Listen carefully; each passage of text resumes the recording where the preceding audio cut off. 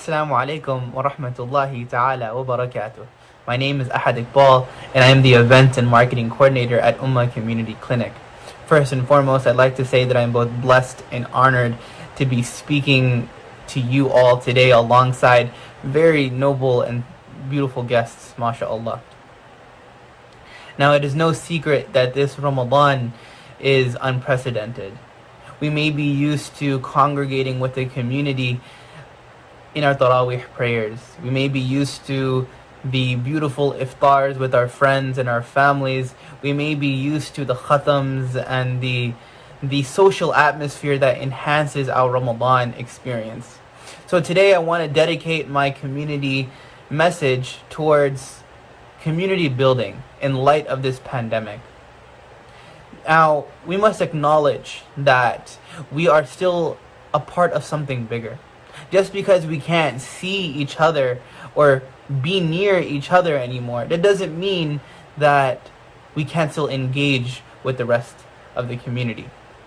So today I'd like to dedicate this message towards community building alongside a hadith narrated by Abdullah bin Salam, which is hadith number 3251 in the collection of Ibn Majah. The hadith goes as such: Afshu salam وأطعموا الطعام وصلوا الأرحام وصلوا بالليل والناس نيام تدخلوا الجنة بسلام. Our Prophet alayhi salatu wassalam says, spread peace, feed others, uphold the ties of kinship, and pray during the night when others are sleeping. And for those of you who do that, enter into Jannah with peace. Now, the first part of the hadith commands us to spread peace. Very simply, our duty on this earth is to be beacons of rahmah and mercy wherever we walk.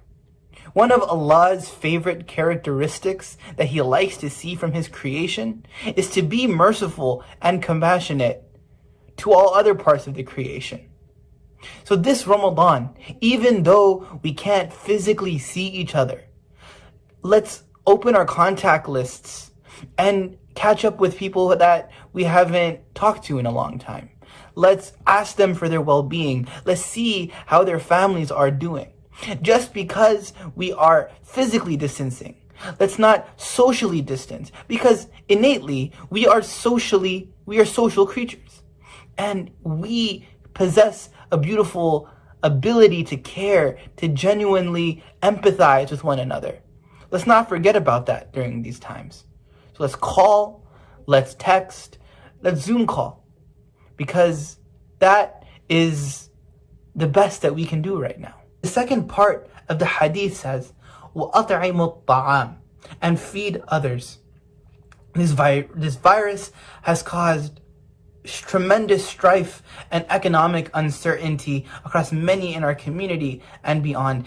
There are so many initiatives and campaigns that are out there to help families that are struggling, to help individuals that are struggling. So let's take it upon ourselves to help provide in any way that we can, be it one meal, be it 2 meals. Maybe we have the capability of providing 100 meals. Let's make avail of this opportunity to be generous and to be an empowering force during this difficult time for many.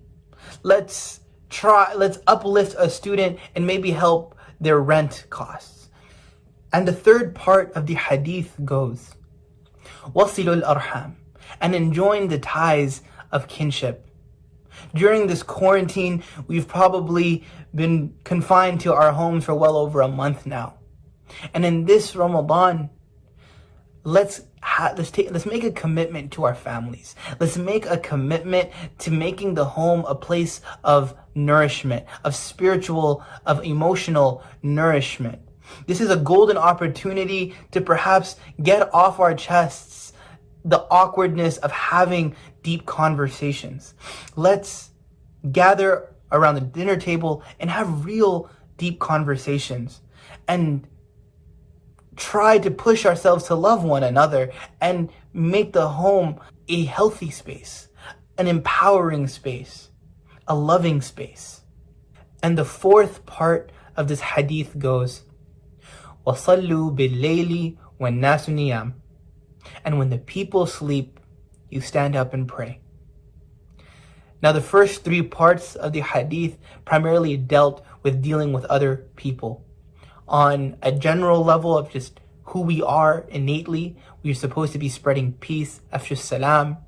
We're compassionate.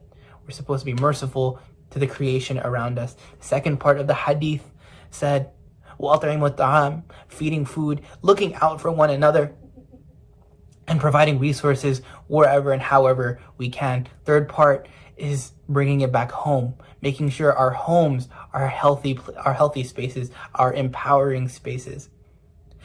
Now the fourth part of the hadith has to do a lot with our personal connections with Allah subhanahu wa ta'ala.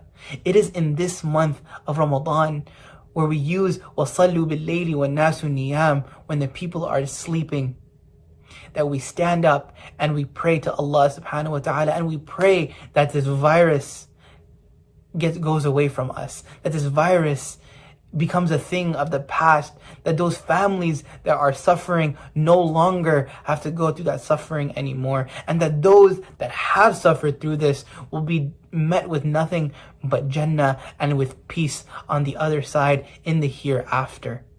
This is the chance where we can stand up maybe 20 minutes before suhoor, maybe 40 minutes before suhoor, and just pour our hearts out to Allah subhanahu wa ta'ala for our community, for ourselves. Because without Him, without pleading to Him, without acknowledging our smallness in front of Him, where are we ought to go? How do we expect to get through this if we don't turn to the Most High, to the Creator, to the one who says be, and it is? And the last part of the hadith goes, تَدْخُلُ الْجَنَّةُ بِسَلَامٍ. The Prophet ﷺ says himself that if you do these four things, spread peace, feed food, enjoy the ties of kinship, and pray during the night, enter into Jannah with peace. What assurance is more promising? What assurance is more comforting than knowing that that the Prophet ﷺ himself said that Jannah is waiting for you if you just practice these simple things. So this is how we can do community building this Ramadan amid a pandemic. Sure, we can't do tarawih. Sure, we can't gather for iftar, but we're still together at heart. We're still united at heart. Let's not forget that, and let's always keep each other in our community in our du'as. Assalamu alaikum wa rahmatullahi ta'ala wa barakatuh.